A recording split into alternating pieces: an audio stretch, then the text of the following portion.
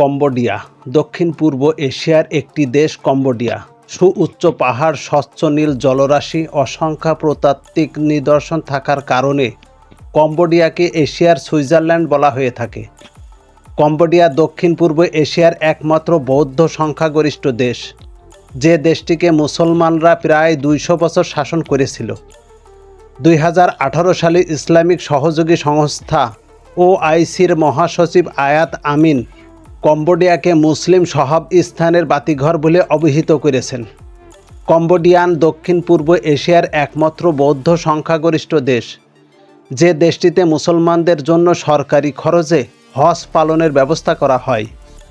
দর্শক, অজানার তথ্যে আজকে আমরা জানাবো কম্বোডিয়া দেশ এবং দেশটির ইসলামের বিকাশ সম্পর্কে। তো বন্ধুরা, কম্বোডিয়া সম্পর্কে বিস্তারিত জানার আগে অবশ্যই চ্যানেলটি সাবস্ক্রাইব করার অনুরোধ রইল। চলুন শুরু করা যাক। কম্বোডিয়ার পুরো নাম হচ্ছে কিংডম অফ কম্বোডিয়া।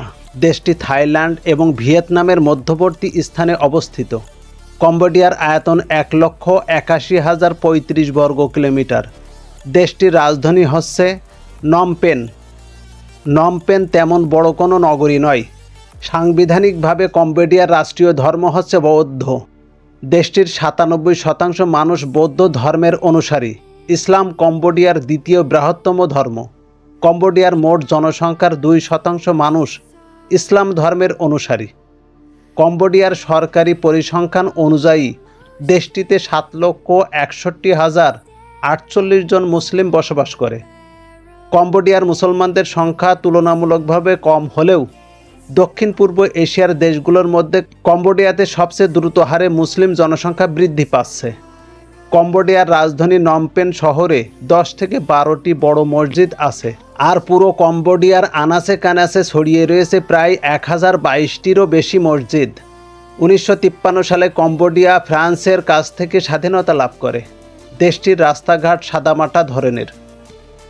কম্বোডিয়ার রাস্তাঘাটে যানজট নেই বললেই চলে। কম্বোডিয়ানরা শান্তশিষ্ট ও বন্ধুসুলভ। যে কোনো অপরিচিত লোককে তারা খুব সহজেই বন্ধু বানিয়ে নেয়। কম্বোডিয়ানদের একটি বৈশিষ্ট্য হলো তারা বেশি রাত জাগে না। শহরের লোকেরাও রাত 9টা থেকে 10টার ভিতরে ঘুমিয়ে যায় এবং সকালে জেগে ওঠে। কম্বোডিয়ার বেশিরভাগ মানুষ খুবই পরিশ্রমী।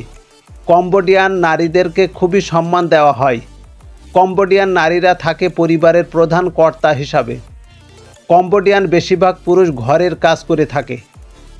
অপরদিকে নারীরা ব্যবসা বাণিজ্য পরিচালনা করে। কম্বোডিয়াকে মোটরসাইকেলের দেশও বলা হয়ে থাকে। দেশটির রাস্তাঘাটে যেদিকে তাকাবেন সেদিকে মোটরসাইকেল দেখতে পাবেন। আপনি যদি কখনো কম্বোডিয়ায় ভ্রমণ করে থাকেন তাহলে দেখতে পাবেন কম্বোডিয়ার রাস্তায় মোটরসাইকেল চালানো বেশিরভাগ মানুষই হচ্ছে নারী। কম্বোডিয়ার এসব নারীরা বিনা সংকোচে রাস্তায় মোটরসাইকেল চালাতে পারে, অথচ বাংলাদেশের রাস্তায় কোনো নারী মোটরসাইকেল চালালে তাকে ইপটিজিংয়ের শিকার হতে হয়। কম্বোডিয়া শহরের বাড়িগুলো বেশিরভাগ 3 অথবা 4 তলা বিশিষ্ট এবং বাড়িগুলো অসাধারণ ঝকঝকে তকতকে। খুবই শান্তিপ্রিয় এই দেশ। এখানে ঝগড়া, মারামারি, হানাহানি একদমই নেই।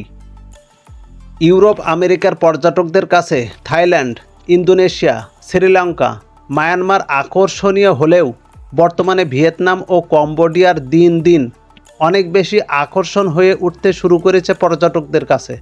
প্রাচীন ঐতিহাসিক স্থান, প্রমোদ ভ্রমণের সুব্যবস্থা, সহজপ্রাপ্য যানবাহন, পছন্দনীয় খাবার প্রাপ্ত ও ব্র্যান্ডের জিনিস অপেক্ষাকৃত কম দামে পাওয়ার কারণে বর্তমানে কম্বোডিয়া পর্যটকদের কাছে আকর্ষণীয় পর্যটন গন্তব্য।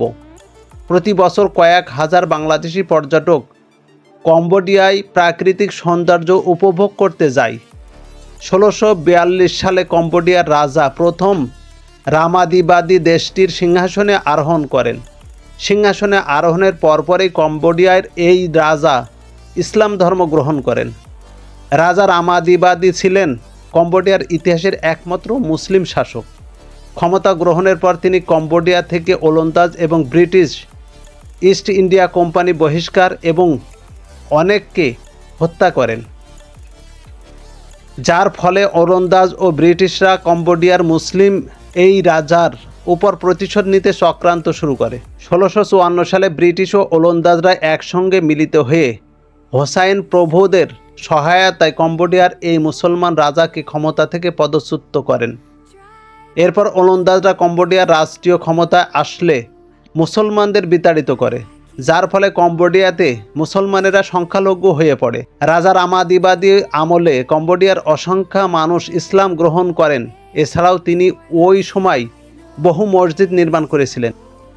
আপনি যদি কখনো কম্বোডিয়াতে ভ্রমণ করতে গিয়ে থাকেন তাহলে দেখতে পাবেন রাজা রামাদিবাদীর আমলে অনেক মসজিদ এখনও টিকে আছে।